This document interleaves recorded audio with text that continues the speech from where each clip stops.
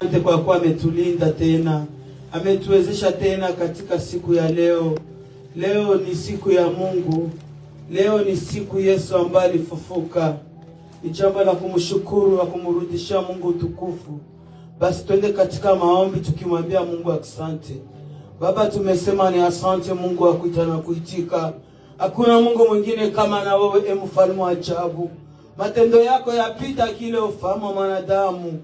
Baba, tumesema asante kutulinda Baba tokea siku ya kwanza mpaka tena siku ya leo Baba, asante. Kwa rahisi lakini ni rahisi Baba kwako. Wewe tu ni Ebeneza, wewe ni msaada wa karibu. Ni nani kama na wewe Baba? Hakuna Mungu mwingine kama na wewe. Tumesema asante Papa, kwa kuwa Baba mkombozi amezaliwa tena siku ya leo. Hata siku ya leo Baba, watoto wako wakusifu kwa shangwe na vigelegele. Wewe ni simba la kabila wa Yuda, usiyeshindwa na jambo lolote. Tumesema tu ni asante.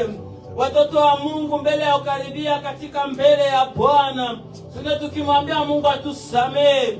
Tazama mahali hapa ambapo mmekosea Mungu wiki yote mzima. Twende katika maombi. Baba, tumeshuka na kunyenyekea Baba, maana alisema maombi ya mwenye dhambi ni kelele mbele yako, lakini mwenye haki ni kama vile manukato. Baba, pokea maombi yetu kwenye jioni ya leo. Pokea maombi yetu kwenye asubuhi ya leo. Pokea maombi ya watoto wako, mfalme wa ajabu.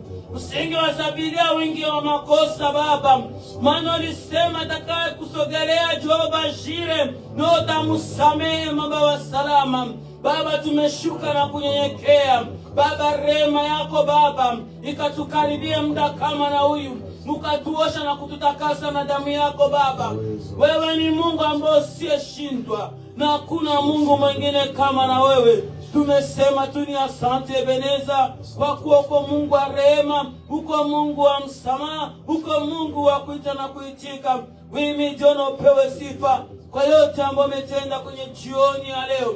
Basi katika yale ya kuomba msamaha, twende tukaribishe Roho ya Bwana mahali hapa, maana bila Roho Mtakatifu hatuweza lolote. Twende katika maombi. Baba, tunakaribisha Roho yako Mtakatifu mahali hapa, ukashuka na ukatende kazi, mfalme wa ajabu. Baba, karibia watoto wako Mungu wa salama. Onekania watoto wako Mungu ambao usiyeshindwa. Hakuna Mungu mwingine kama na wewe. Ubarikiwe na upewe sifa kwa yote ambayo umetenda kwenye jioni ya leo Baba. Hata nguvu zako za Roho Mtakatifu zikatawale Baba aliyekuwa mahali hapa, zikatawale mama aliyekuwa mahali hapa, zikatawale watoto aliyekuwa mahali hapa, wote walio katika njiani Baba. Hata uongozi wako wa Roho Mtakatifu ukatawale watoto wako katika jina la Yesu Kristo wa Nazareti. Bila nguvu zako za Roho Mtakatifu hatutaweza lolote Baba. Asante kwa wema wako, asante kwa uongozi wako, asante kwa nguvu zako, asante Ebeneza. Tuseme nini tena kwenye jioni ya leo Baba? Tumesema tuimitiwe. Asante mfalme wa ajabu. Basi katika hii hali ya maombi, tena tuharibu kila kazi zote za mwovu Shetani.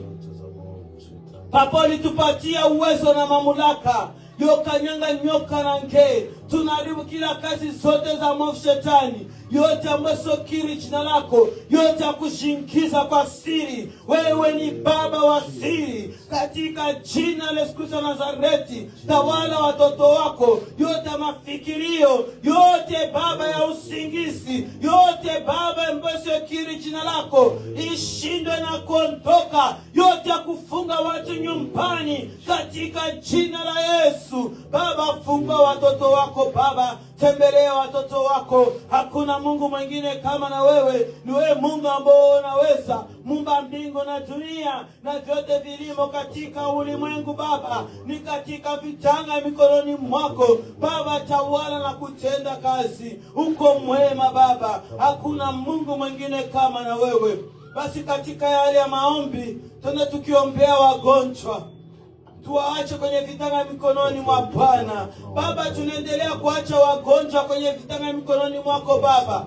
Endelea kuwaponya na kuwaganga, maana wewe ndio dokta mkuu. Hakuna dokta mwingine kama na wewe Baba. Enda kuwaganga na kuwaponya, maana mkono wako si mfupi, bali mkono wako ni mrefu wa kuganga na kuwaponya watoto wako, katika jina la Yesu Kristo Nazareti. Kitanda kitakusifu Baba, ukaponya watoto wako, watalisifu jina lako na kulishangilia, maana jina lako lapita majina zote, jina lenye nguvu, jina lenye mamlaka, jina la kuita na kuitika. Ubarikiwe na upewe sifa Yawe, wako umetusikia mwamba wa salama. Basi tuendelee tuache wajane kwenye vitanga mikononi mwa Bwana, maana yeye ni Mungu wa majane tena mayatima. Baba, tumeendelea kuacha majane kwenye vitanga mikononi mwako Baba. Walinde, wasaidie, waonekanie ukiwatendea mema. Wewe ni baba wa majane, tena wewe ni baba wa mayatima. Kutanana na watoto wako Baba, gusa watoto wako mfalme wa ajabu. Shughulikia watoto wako Baba, bariki watoto wako Baba, nyanganyia watoto wako Baba. Asante kwa wema wako na asante kwa utendaji wako Baba. Ni nani kama na wewe? Hakuna Mungu mwingine kama na wewe, hakuna mtendaji kama na wewe, hakuna wakuita na kuitika kama na wewe. Tumesema tu ni asante kwa kuendelea kunguruma kwa ajili ya watoto wako, utendelea kuonekana kwa ajili ya watoto wako. Sifa na asante ni zako zikurudilie. Basi katika yale ya maombi, twende tuombee wasafiri wote. Mungu endelee kuwasaidia, Mungu endelee kuwaongoza, Mungu endelee kuwatendea mema. Baba, tunaacha watoto wako wote kwenye vitanga mikononi mwako Baba. Walinde na kuwasaidia Baba. Tazama, kuna wale ambao wanasafiri kwa ajili ya kazi yako Baba. Kutangaza kazi yako sio jambo rahisi, mnamo shida na matatizo Baba. Shika watoto wako mkono, ongoza watoto wako Baba. Wewe ni Baba ambao unaweza yote. Wewe ni Mungu mtendaji. Wewe ni Mungu muumba mbingu na dunia. Tendea watoto wako Baba, uwalinde na kuwasaidia. Wakifika katika amani na salama, watalibariki jina lako Baba. Asante kwa jina lako linapita majina zote. Hakuna Mungu mwingine kama na wewe, hakuna mweza yote kama na wewe Baba. Tumesema tu ni asante kwa yote ambayo umetenda katika maisha ya watoto wako. Basi katika hali ya maombi, tuombe kazi ya Mungu mahali hapa. Mungu mwenyewe akishitumikia tu Baba. Tumeacha kazi yako kwenye vitanga mikononi mwako Baba. Mwenyewe ukishitumikia mfalme wa ajabu, mwenyewe katenda kazi mwamba wa salama. Kuza watoto wako mfalme wa ajabu, tembelea watoto wako mwamba wa salama Baba. Leta kiu ya njano lako ndani ya mioyo yetu Baba, pia kengele ya roho ndani ya mioyo ya watoto wako. Tunaamini ya kwamba Baba umesikia, na tunaamini ya kwamba Baba utatenda. Ishara na miujiza tu ni yako ipate kurudilia, kwa kuwa hakuna Mungu mwingine kama na wewe. Ni wewe tu unatosha na kuenea. Sifa, utukufu, heshima ni zako zipate kurudilia. Hakuna wa maajabu kama na wewe, hakuna mwenye nguvu kama na wewe, hakuna baraka kama na wewe. Tumesema tu ni asante. Basi katika yale ya maombi tunakaribisha mtumishi wa Mungu Tikiene Ibrahimu akiendelea kabisa vipindi vyote ambavyo inabaki kwenye vitanga mikononi mwa Bwana. Karibu.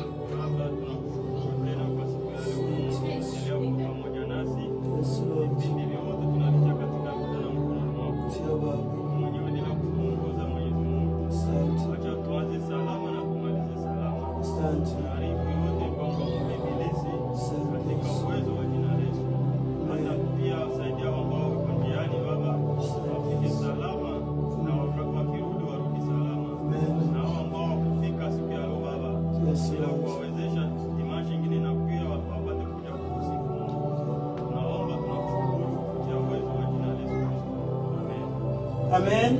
Amen. Tunakaribisha waimbaji wetu akiwa kutupatie nyimbo. Karibu.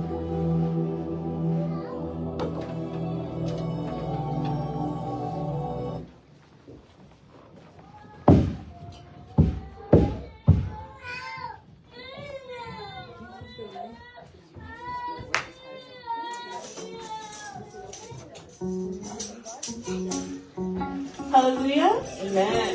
We ask that we please be on our feet as we're going to praise the Lord.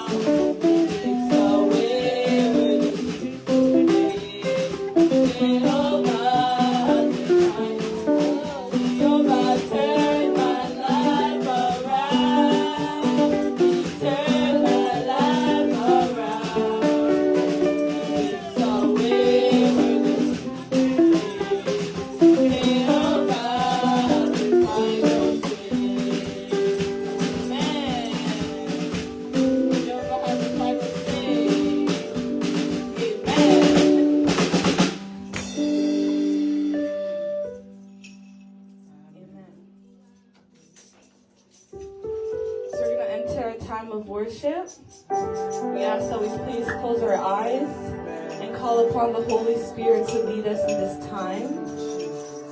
Start thanking God for giving you another day. As we know today, Jesus has risen. So thank Him for the many things that He's done in your life. Worship. Oh, you are holy.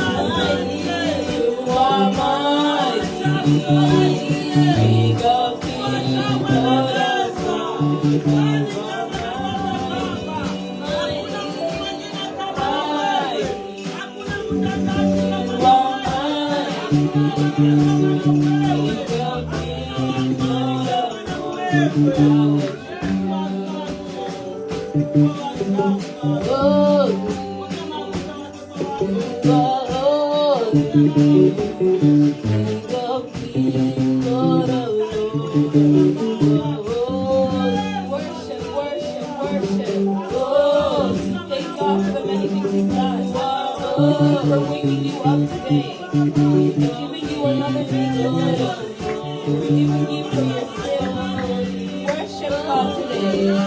Oh, you are holy, King of kings, Lord of lords. I worship you. Holy, you are holy.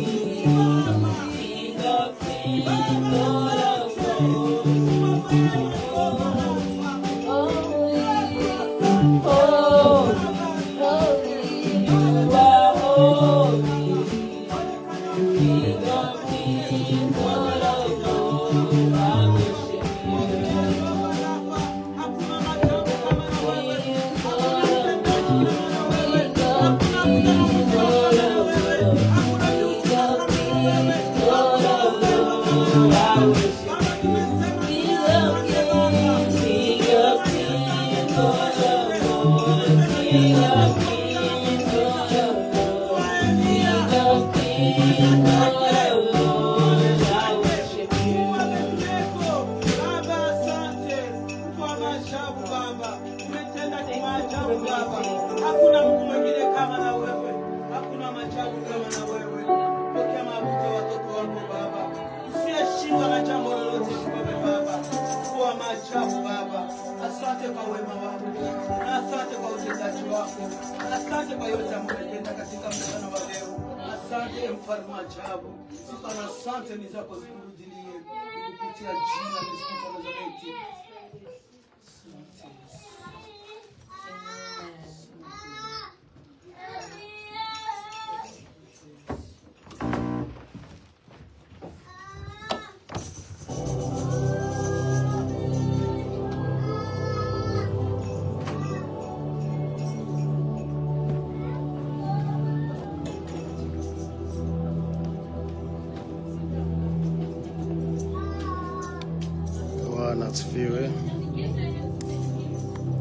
Bwana asifiwe. Praise the Lord. Sema amen kwa utukufu wa Mungu. Say amen for the glory of God.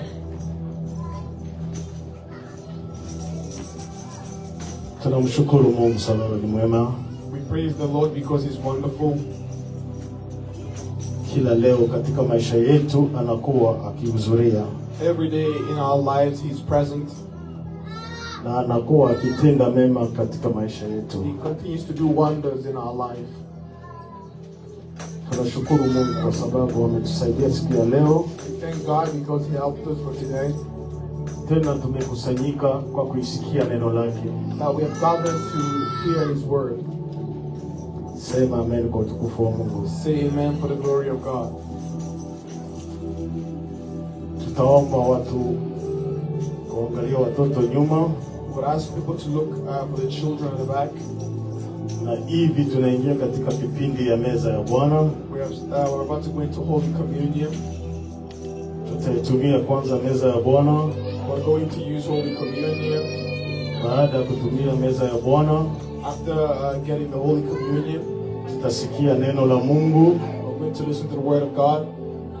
Baada ya kusikia neno la Mungu, after listening to the Word of God, tutakuwa na kipindi ya kuombea watoto. we're going to have a time to pray for the children. Kwa sababu siku ya leo, because today, Yesu alikufa pamoja na watu, Christ died with people, na akafufuka na watu ndani ya mioyo yetu. He was also resurrected with people within our souls. Ndio maana mbele aende mbinguni, before He left to go to heaven, alituahidi atatuachia Roho Mtakatifu. He promised us that He's going to leave us a Holy Spirit.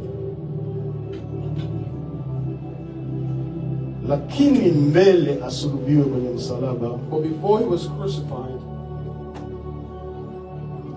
alituambia fanyeni hivi kwa kumkumbuka. He told us to do this in remembrance of Him. Ndio maana tuna meza ya Bwana kila wakati tunapokumbuka. And that's why we have Holy Communion whenever we remember kufa kwa Yesu, the death of Christ, na kufufuka kwake, and the resurrection.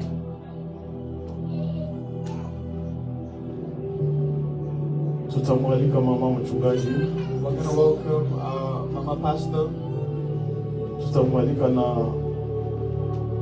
ndugu wetu Deacon Ibrahimu. And we're going to welcome our brother Deacon Ibrahim. Wasogee mbele kwenye madhabahu. For them to come forth to the altar.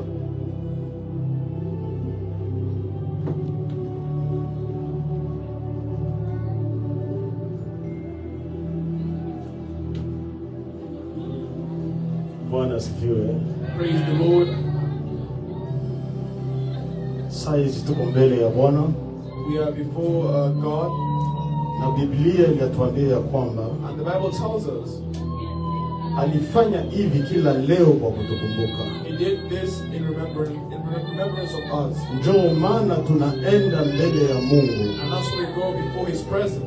Tunasema kila yeyote ambaye atakayesikia neno la Mungu, everyone who shall hear the word of God, na kila yeyote ambaye atakayeshiriki meza ya Bwana, whoever who shall take forth in Holy ni Communion, muda wako wa kuomba. it is your time to pray. Mahali ulipokosea, where you stumbled, ambia Mungu akusamehe. tell God to forgive you. Na baada ya kukusamehe, and after Him forgiving you, utakuwa huru kwa kuipokea meza ya Bwana. you will be permitted to receive the Holy Sababu Communion. ukikula vibaya, Because if you eat it wrong, unakula laana peke yako. you're getting a curse. Ukikula kwa sababu unataka waone ulikula, If you eat because you only want people to see that you ate, itakuwa vidogo kwako. it will be a curse upon you. Ndio maana tunakaribisha Roho wa Mungu. And that's why you invite the Holy Spirit. Sababu Biblia inatuambia, Because Scripture tells us, wakati unamwambia Bwana unisamehe, when you tell God to forgive you, ukishasamehewa, after He forgives you, uko huru kuitumia meza ya Bwana. you are free to eat the Holy Communion. Ndio maana tunamwalika mama mchungaji. And that's why we invite Mama Pastor Ataenda ombea msamaha kwa kila wote kabla ya kuitumia meza ya Bwana. to ask for forgiveness for on our behalf before using the Holy Communion. Katika Baba, tumesema ni asante Mungu wa kuita na kuitika. Hakuna Mungu mwingine kama na wewe Baba. Mikononi mwako Baba, watoto wako wanajisarenda kwako, mfalme wa ajabu. Baba, endelea kushusha roho yako ya msamaha, mfalme wa ajabu. Enda kuosha na kutakasa na damu yako Baba.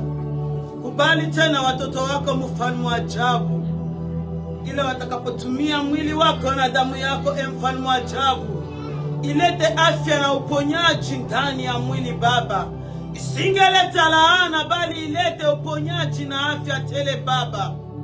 Ndio kwa maana Jehova Jire tuko mbele yako, maana ulisema kisha msamaha hakuna tena hukumu. Ebeneza, tumesema tu ni asante kwa kuwa Baba utaendelea kutuosha na kutukubali.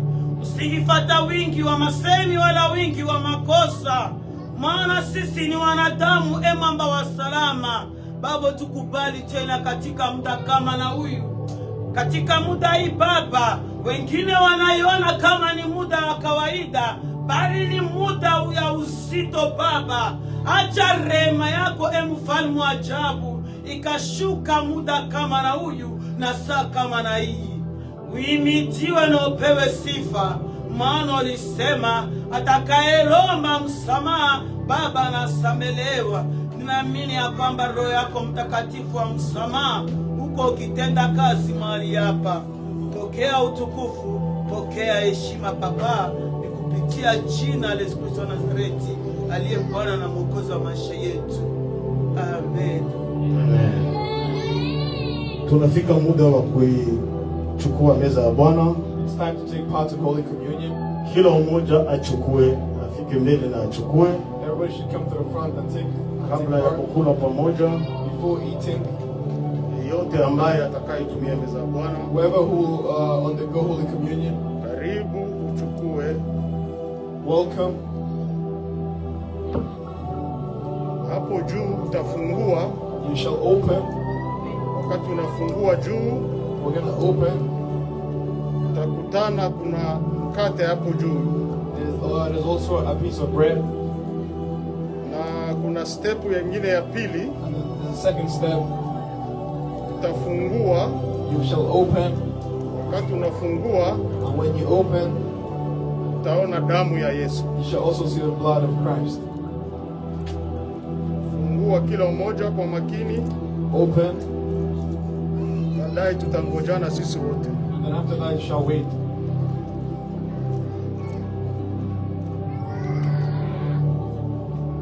Biblia inatuambia The Bible tells us, wakati unamwamini Yesu Kristo when you believe in Christ na kubatizwa katika Roho Mtakatifu, and to be baptized in the Holy Spirit, ni kitu ya thamani sana katika maisha yako ya safari ya kwenda mbinguni, it is of importance in your journey to go to heaven, kuitumia meza ya Bwana. to use the Holy Spirit. Sababu meza ya Bwana, Because the Holy Communion, Bwana alisema tufanye hivi kwa kumkumbuka. Christ said, let's do this in remembrance of Him. Na wakati iko hivi tunaifanya kwa kumkumbuka, When we're doing this in remembrance of Him, damu ya Yesu inakuwa inatusafisha, the blood of Christ cleanses us. inakuwa inatusaidia kuleta Roho Mtakatifu, He cleanses us to bring the Holy Spirit. inakuwa inatupatia nguvu. It empowers us. Ukisema unamwamini Yesu Kristo, If you say you believe in Christ, ukisema ulibatizwa na unakaa if you say you were baptized na in sin, hautumie meza ya Bwana, and you're not using the baptism, Okay. the Holy Communion,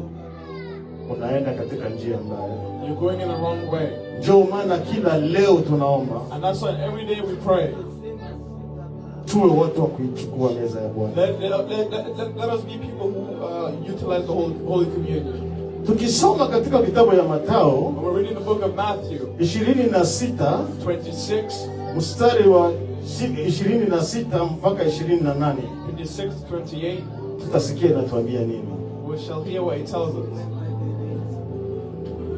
Chukua mkate yako, Take your bread, tia juu, put it up, bado usitumie. do not use it yet. Biblia inatuambia katika Mathayo inasema hivi: Scripture says in the book of Matthew, nao walipokuwa wakila, Yesu alitoa mkate, akabariki, akaumega, akawapa wanafunzi wake, akasema, twaeni mle, huu ni mwili wangu.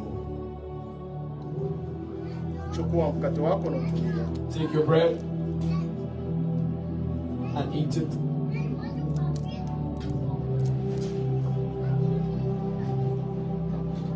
Hapo hapo akaitoa kikombe, akashukuru, akawapa akisema, nyweni nyote katika hiki, kwa maana hii ndiyo damu yangu ya agano imwagikayo kwa ajili ya wengi kwa ondoleo la dhambi. Tutwae na tukunywe. Drink.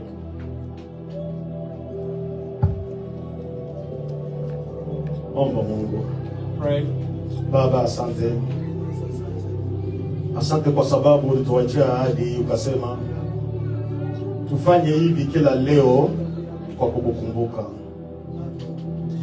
Ulifufuka kwa ajili yetu, ulikufa kwa ajili yetu, na sisi tunaendelea kufanya ukumbusho huu kila leo katika maisha yetu.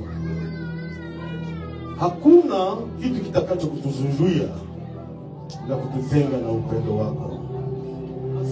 Kila yeyote ambaye atakayetumia, Bwana, msaidie. Ikiwa magonjwa, apone katika uwezo wa jina la Yesu. Ikiwa hali yote mbalimbali, afunguliwe katika uwezo wa jina la Yesu. Kila kitu ambacho atakayoendelea kukigusa kibarikiwe katika uwezo wa jina la Yesu. Asante Bwana kwa sababu unaenda kutenda mema kwa ajili ya maisha yetu. Uko Mungu na utabaki kuwa Mungu. Tunaomba na kushukuru katika uwezo wa jina la Yesu. Amina. Amen. Tukae. Be sit. Bwana asifiwe. Praise the Lord. Tunafika katika kipindi yetu. It's now a wonderful time. Kipindi yetu ya pili. Our second part. Tunaenda kusikia neno la Mungu. We're going to hear the word of God. Bwana asifiwe. Amen. Biblia inatuambia The Bible tells us hatutaishi kwa mkate tu, we should not live by bread only, bali tunaishi kwa neno la Mungu. by every word that comes from God. Sababu neno la Mungu ndiyo mkate. Because the word of God is the bread. Na leo hii tumeitumia meza ya Bwana. Today we'll use the Holy Communion. Na leo hii tunaenda kuona mkono wa Bwana. And today we're going to see the hand of God. Na leo hii kila leo tunajisogeza mbele ya Bwana. Every day we go forth to the presence of God. Baada ya hii ni kutusikia neno lake inasema nini. And let's listen to the word of God. Neno yetu kwa ufupi siku ya leo, Our word for today, tunaenda kuzungumzia kwa ajili ya sherehe ya Pasaka. I'm going to speak about the celebration of Easter. Kuna vitu mbili napenda tuzungumzie siku ya leo. There are two things I want us to speak about today. Napenda ujue siku ya leo, I want you to know today, kichwa ya neno yetu ni kusherehekea Pasaka the title for today is to celebrate Easter ama kuishi Pasaka. or to live Easter. Iko neno mbili, The two words, kusherehekea Pasaka to celebrate na Easter kuishi Pasaka. and to live Easter. Kusherehekea Pasaka To celebrate Easter na kuishi Pasaka and to live Easter, iko vitu mbili tofauti. they're two different things. Ndio maana inatubidi wakati tunatembea kusema tunaisherehekea Pasaka, And that's when we say we celebrate Easter. tunapaswa kujua hii tofauti mbili ni nini. We need to know the difference. Kusherehekea ni nini? To celebrate, what is to celebrate? Unajua, katika maisha ya Kikristo, You know, in this Christianity life, wakati unamwamini Yesu kuwa Bwana na Mwokozi wa maisha yako, when you believe Christ to be your Lord and kuna Savior, kitu moja ambayo inakuwa inatuzungusha sisi Wakristo. there's something that's around Na us. Wakristo wengi wakati inafika wakati ya sherehe ya kusherehekea Pasaka, Many Christians, when it's the time to celebrate Easter, hawaishi maisha ya Pasaka. they don't live the life of Easter. Ukisherehekea Pasaka, To celebrate Easter, inakubidi uishi maisha ya you Pasaka. need to live a life worthy of Easter. Kitofauti kiko nini? What is the difference?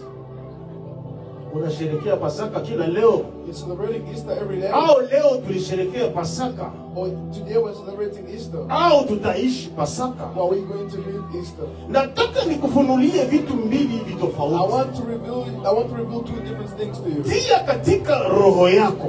Place it in your heart. Kusherehekea Pasaka ni kwenda kanisani, To celebrate Easter is to go to church, kuimba nyimbo za Yesu, to sing gospel. Yesu amefufuka. Christ has Mfalme wetu alikufa kwa ajili ya dhambi. Our King died for our sins. Ni ukumbusho ya yale yaliyopita. It is a commemoration of what came before. Unajua kama Yesu alifufuka kwa ajili yetu. You know that Christ rose for our sins. Alifufuka, iko ni vitu tunavifanya ni ukumbusho. He rose, and the things that we're doing is in his remembrance. Na wakati tunafanya ukumbusho, And when we're commemorating, ni ukumbusho ya vitu ambavyo vilipita. we're commemorating the past. Ndio maana unasikia kusherehekea Pasaka tunaingia kanisani. And that's why you hear in celebration Leo of ni siku the ya church. Pasaka. Today is Easter. Tunaenda tutaimba nyimbo. We're going to go and sing. Ni ukumbusho ya ile iliyopita. It is a remembrance of what came before. Bwana asifiwe. Amen. Lakini kisha sherehe kumalizika, But after the celebration, maisha ya Wakristo unabaki kama vile vile ilivyokuwa. the life of the Christians remains to be the same. Najua naongea na watu. I know I'm speaking to people. Nisikie vizuri. Listen to me. Tunasherehekea Pasaka. We're celebrating Easter. Tulifika leo tunaimba. We'll come today and we'll sing. Tunaomba. And we'll pray. Tunafurahi. And we'll rejoice. Tunamkumbuka Yesu. And we remember Christ. Tunakumbuka yale yaliyopita. Remember the past. Lakini wakati tunafanya hivi vitu vyote, But everything that we're all the things that we're doing, ni kusherehekea Pasaka. it is to celebrate Easter. Na Biblia inatuambia tukisherehekea Pasaka And the Bible tells us whenever we celebrate ni Easter, kutoka katika mahali ulikuwa. is to leave the place that you were in. Sababu wakati Yesu alikufa, Because when Christ died, alikufa kwa ajili ya dhambi zetu. he died for our sins. Akazikwa, And he was buried, akashuka kuzimu, and he went to hell. akamnyang'anya shetani And he kifunguo, went and took the keys from the devil. akakuya akafufuka, He came and rose. akatoka na vile vyote ambavyo vilikuwa vikifungwa na He shetani, left with all things that were held na captive. akapokea mamlaka And yote. he received all the power. Ni kusema ni kitu tofauti. It is to say there's a difference. Wakati alifufuka, When he rose, alifufuka na mwili ingine tofauti, he rose with a new body. sababu alizaliwa kama sisi, Because he was born like us. alipitia vipindi kama sisi, He lived like us. alipitia mateso kama He sisi. went through suffering like us. Wakati alikufa, And even though he died, akafufuka, he rose. akafufuka na mwili mpya, He rose with a new body.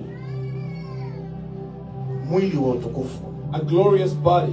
Na sisi kwetu watoto wa Mungu, And us children of God. wakati tulikuwa tukienda katika dhambi, And when we were going in sin, tukapiga hatua, and we took a step, tukasema Mungu, and tunaamua we said, oh Christ, we've decided. tunaacha vitu hivi vilikuwa nyuma, We're living the past. tunapiga hatua And we're mbele. taking a step forward. Ni kusema hatutakuwa kama wale jinsi tulikuwa mbele, It is to say we will not be like how we were before. tuligeuka We have been na transformed. tukakuwa wapya. And we're now new. Ndio maana Yesu And akasema that's why Christ said, kila leo in every day, tukuwe tunafanya hivi kwa we kumkumbuka. should do this in remembrance Na of Him. wakati unamkumbuka Yesu, And when you remember ni Christ, wewe kujua ya kwamba that's for you to know maisha ile ambayo ilikuwa ikipitia ya kale that your old life, ilikwisha, it has passed. lakini ni sikitiko kwetu wa Kristo. But it is a regret Wakati tunaposherehekea Pasaka, when we celebrate Easter. tunafanya vitu yote, We do everything. tunaomba, We pray.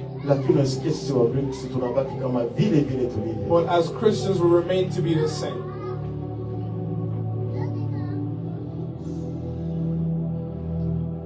Inatubidi kutoka kule ambapo tulikuwa. We need to move from where we were. Inatubidi tunapiga hatua mbele, We need to take a step forward. sababu kusherehekea Pasaka Because to celebrate Easter, tunaisherehekea, we're celebrating. lakini kuishi Pasaka But to live Easter, ndiyo ya thamani katika maisha yetu. it is more of importance in our lives. Wakati tunasherehekea Pasaka, When we celebrate Easter, tunaimba Pasaka, we're singing Easter. tutoe hii katikati ambayo inatutuma tunaishi maisha yale yalikuwa mbele, We need to remove the differences making us live our old life. sababu wakati tulisherehekea Pasaka Because when we celebrated Easter, tulikuwa watu ambao tumebadilika.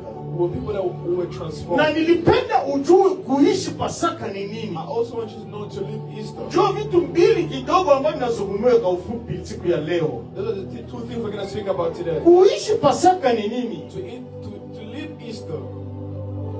Kuishi Pasaka ni ingine tofauti katika maisha ya Mkristo. To live Easter, it is the difference in your life. Wakati uliamua kumfuata Yesu, When you chose to follow Christ, ukasherehekea Pasaka, and you celebrated Easter, wakati unasherehekea Pasaka, and when you celebrate iko lazima kwako mimi na wewe it is important to you kuishi Pasaka. to live Easter. Sababu kuishi Pasaka ni tofauti na kusherehekea Pasaka. Because to live Easter, it is different to living Easter. Lakini utaishi Pasaka namna gani? But how will you live Easter? Bwana tusaidie. Amen. Kuishi Pasaka ni kutoka Misri katika ulimwengu wa roho.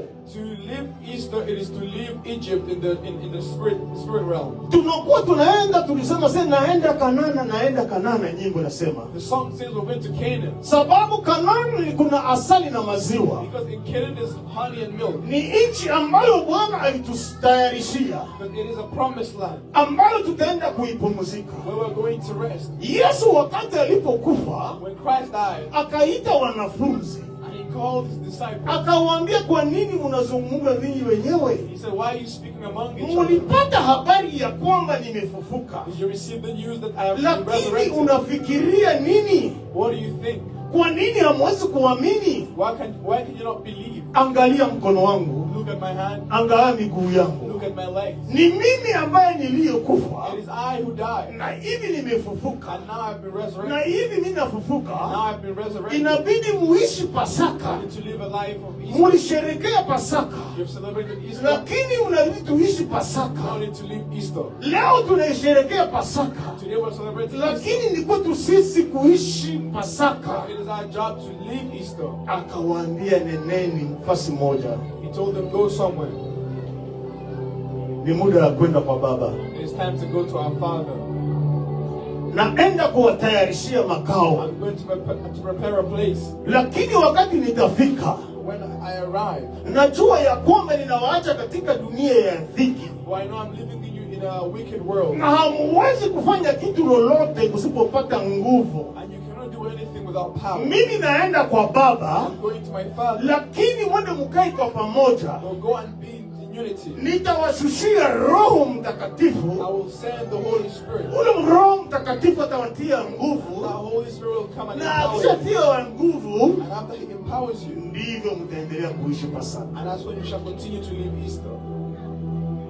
Najua naongea na watu.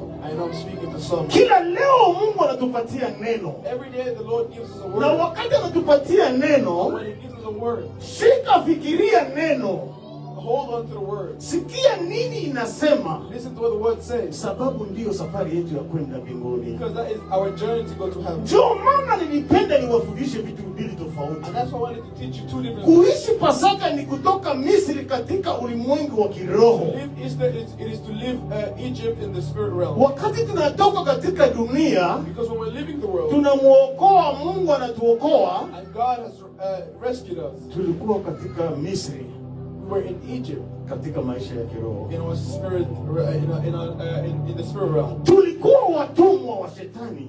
We were held in captivity. Wana wa Israeli walikuwa watumwa, The Israelites were slaves. lakini Bwana akaandaa mtu wa kuwatoa katika utumwa, But God prepared a person to take them out of slavery, akawatosha huko katika maisha hiyo. and He took them away from that life. Na sisi Yesu alitutosha katika utumwa wa kiroho, And Christ also took us out of captivity in the spirit realm, na akatufanya kuwa wasafi.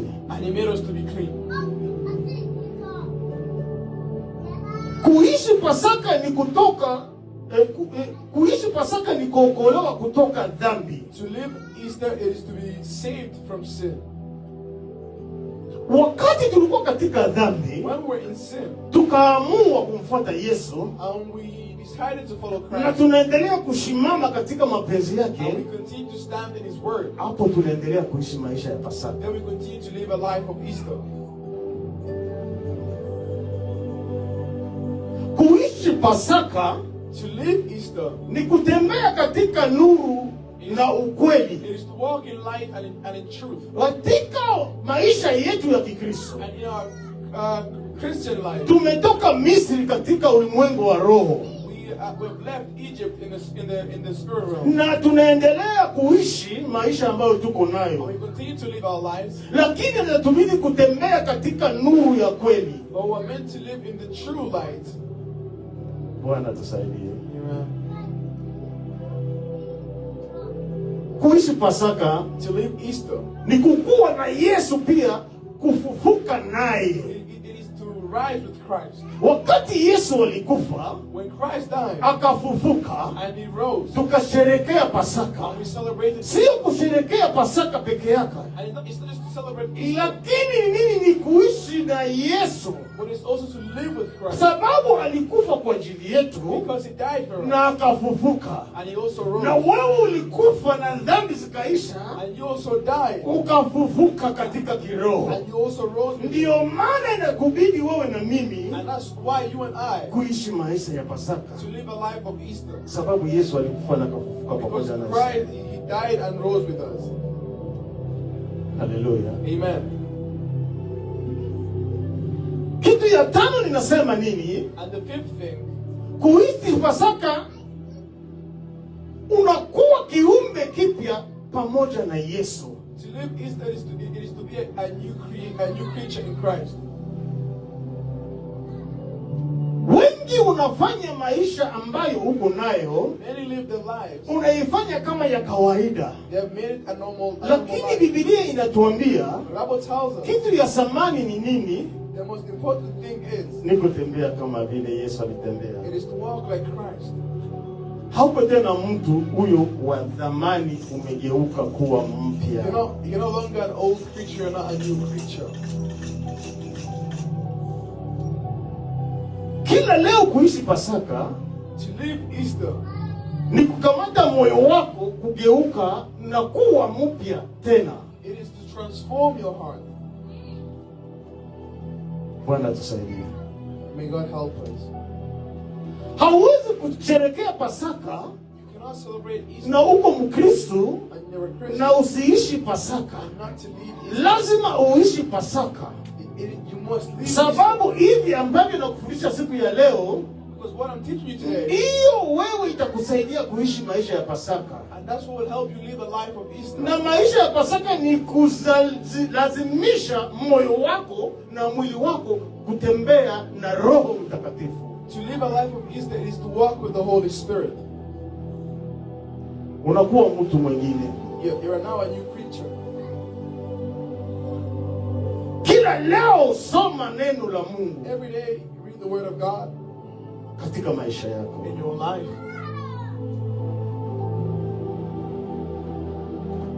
Na neno ya mwisho napenda nikwambie And the last word I want to tell you, ni kutembea katika ukweli kama vile Yesu alivyoishi. it is to walk in truth like how Christ lived. Napenda nikwambie kitu moja. I want to tell you something. Pasaka sio asili. Easter is not culture. Pasaka haiko kitu ya kusema ni hii unakuwa na celebrate peke yake. Easter is not something that you just celebrate. Pasaka ni kitu ambayo Yesu alituachia kumbukumbu katika maisha yetu. Easter is what Christ left in our lives. Ndio maana alituambia tukue tunaisherehekea Pasaka And that's why he told us to celebrate na Easter tuishi Pasaka. and to live Easter. Wakati unapiga hatua, When you take a step, unasema Yesu ni mwokozi wa maisha yetu, you see that Christ is the Savior of your life. tunasherehekea Pasaka. We're celebrating Easter. Acha Mungu akusaidie, May God help you. anisaidie, May He help us tuendelee kuishi Pasaka. that we may continue to live Easter. Bwana tusaidie. Amen. Pasaka ni kugeuka njia ya kupitia kufa na kufufuka na kuishi tena na Kristo. Easter it is to change your ways, to live and to die and to be resurrected with Christ. Ndio maana nilipenda hivi vitu mbili tulizungumzie And that's why leo. I wanted us to speak about this. two Wakristo wengi wanasherehekea Pasaka, things. Many Christians celebrate Easter, lakini hawaishi Pasaka. but they don't live Easter. Lakini naomba siku ya leo And that's why I'm asking you, Mungu akusaidie, may God help you. atusaidie May He help us. wakati tunasherehekea Pasaka When we're celebrating na Easter, tuendelee kuishi maisha ya Pasaka, we continue to live a life of sababu tukiishi Pasaka Because when we leave Easter, ndiyo itatusaidia tunafika katika mji huyo ambao Bwana aliandaa kwa ajili ya maisha. that's what will make us reach the place where God wants to be. Neno moja napenda nikuulize. A question I want to ask you. Mkristo, A Christian, unasherehekea Pasaka ama unaishi Pasaka? do you celebrate Easter or do you live Easter? Unasherehekea Pasaka ama unaishi Pasaka? Do you celebrate or live Easter? Wenda ulikuwa haujui, Maybe you didn't know him. wenda ulikuwa unajua, Maybe you didn't know. lakini nakwambia katika ulimwengu wa roho, Well, I tell you in the spirit, Yesu wakati alipofufuka when Christ rose, alienda he mbinguni, went to heaven. alikuwa anageuka roho.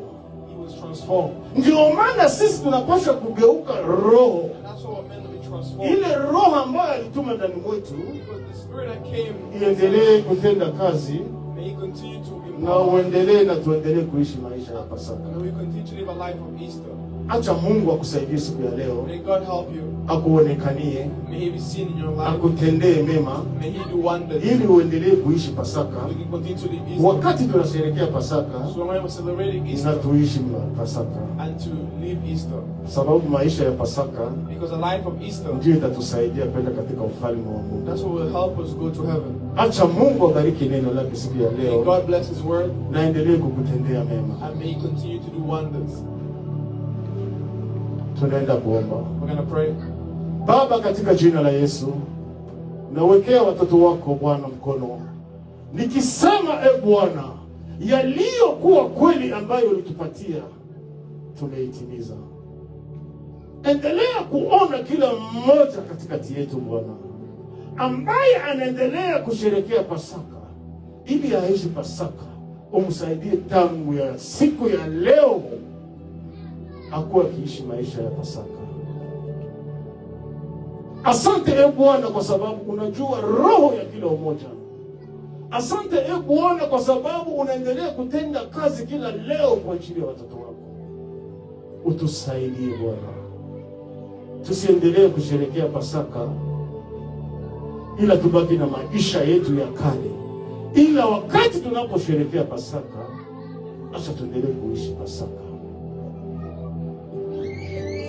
Bariki watoto wako, tubariki sisi sote, na neno lako libaki ndani mwetu, lituzae matunda. Tunaomba na kushukuru katika uwezo wa jina la Yesu, amen. Amen.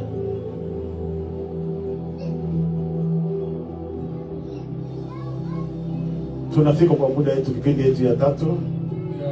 We've reached our third stage. Nilikwambia siku ya leo tuna kazi tofauti za kufanya. I told you there's a few different things to do. Kisha meza ya Bwana After the Holy Communion, tunaisikia neno la Mungu, I've heard the Word of God. na baada ya kusikia neno la Mungu And after hearing the Word of God, tutaenda kuwaombea watoto, we're going to pray for the children. sababu siku hii ya leo Because today ni siku ya kuzaliwa kwa Yesu it Kristo is the birth of Christ na kufufuka kwake. and his resurrection. Sasa alifufuka, He has been resurrected. lazima tufufuke na yeye. We must be resurrected with him. Ndiyo maana kwetu And that's why inatuambia we are told anayekuwa tayari kwa kuombea kama mtoto whoever is ready to be prayed for a child anapaswa kuombewa. needs to be prayed. Imani yetu hatubatize watoto, In our faith, we don't baptize sababu children. Biblia inatuambia mtoto abatizwe, Because the Bible tells us a child is not yet lakini baptized, mtoto anaombewa. while a child is prayed. Leo tunaenda kumkaribisha mwingine mtoto mpya katika kanisa letu, We're going to welcome a new baby in our na church. tunaenda kumweka wakfu mbele ya Mungu. We're going to present him before God. Tutaomba mama yake akuje mbele We're going to ask for his father to come alete forward mtoto, to bring the baby, na baba yake akuje mbele and his father to also come forward alete mtoto, to bring the baby, ili tuweke mtoto wakfu mbele ya Mungu. so we can present the child before God.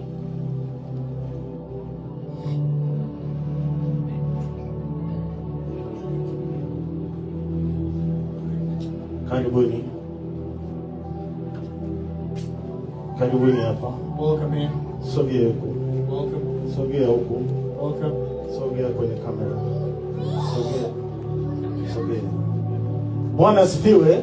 Amen. Siku ya leo ni siku kuu katika maisha yetu. Today is a great day in our life. Siku ya leo ni siku nzuri sababu tunampokea mshirika mpya katika kanisa letu. Today is a great day because we receive a new member. Leo tutaenda kumwekea mtoto mikono wakfu mbele ya Mungu. Today we're going to pray for the child. Sababu before God. Biblia inatuambia Because the Bible tells us, baba mama, mother and father, umulee mtoto kwa njia impasayo. Umulee mtoto kwa njia impasayo. raise your child in the right way. Sababu wakati unamulea kwa njia inampasa, Because when you raise them in the right way, wakati atakomaa when they grow up, hataiacha akiwa mzima. you will not leave that way. Ndio maana siku ya leo That's why today tunaweza kumweka mtoto wakfu mbele ya Mungu, we're going to present the child before na God. tutaenda kumwombea. I'm going to pray for him. Tutapenda tujue jina lake ni nani, We want to know what his name is. na tutajua la kufanya kwa ajili ya maisha yake.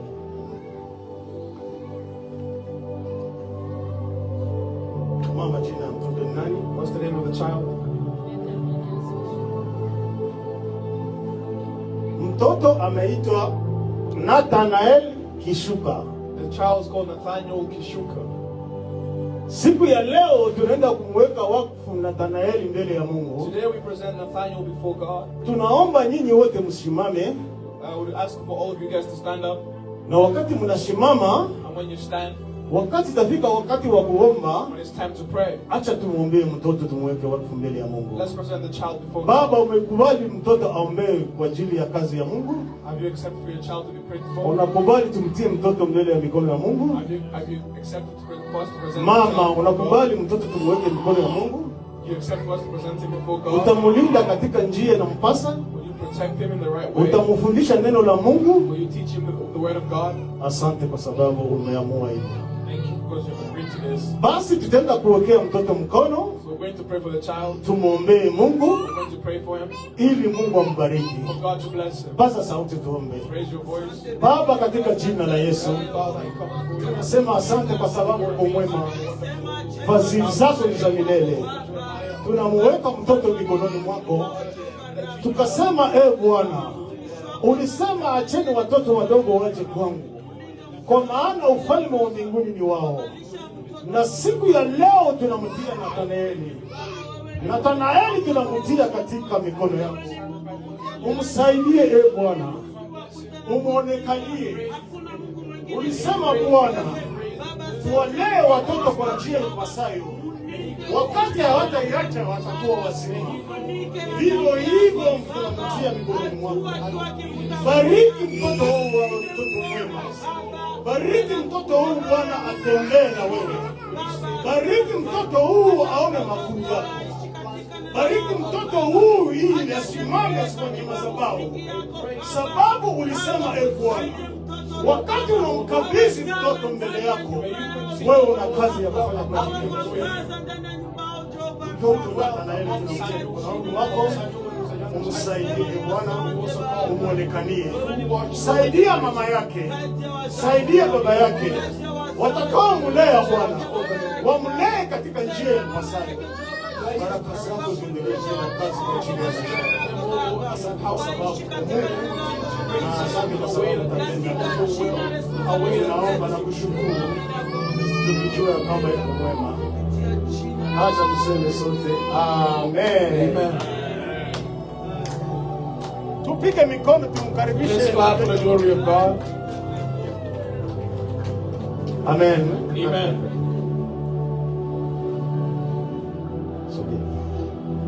Siku ya leo unaenda kujua ya kwamba Today you're going to know Nathanaeli Nathaniel ni mkristo mpya wa kanisa ya Sayuni Church. is a new Christian in Sayuni Church. Ukimwona anapiga kelele, When you see him making noise, mwambie brother, hello. tell him, brother. Lakini kufuatana na asili yetu ya kanisa, But because of the culture of our wakati church, mtoto mpya ameombewa katika kanisa, when a new baby is presented in church, kamati ya mama the committee of the na mothers kanisa yetu and our church, inakuwa na zawadi ya kumpatia mama. he has a gift to give to the Ile zawadi ni ya kusaidia amlee mtoto katika njia impasayo. is to help the mother raise the child in the correct Ndio way. maana tunaita mama karibu kwa kufanya hiyo kipindi ambayo ya kupika. And that's why we're calling our mothers to come and present the gift. Bwana asifiwe. Basi tunashukuru kwa siku ya leo. Tunakuwa na kiumbe kipya ambacho kinazaliwa katika kanisa letu. Kwa hiyo tuna zawadi hapa ambayo tunataka kumkaribisha, kumwambia kama welcome Nathaniel. Barikiwe sana. Amen. Sema amen kwa utukufu wa Mungu. Say amen for the glory of God. Tokea leo mama baba, Receive mother and father. mwende mlee mtoto kwa njia mpasayo, Raise the child the correct way. ili ataiacha akiwa mzima. May you not leave it when Asimubarikie katika uwezo wa jina la Yesu. Amen. Acha sema amen. Amen. Piga mikono kwa utukufu wa Mungu. Clap for the glory of God. Piga mkono kwa utukufu wa Clap for the Mungu. glory of God. Tunasema asante kwa yote. Tunasema asante kwa yote. We say thank you for everything.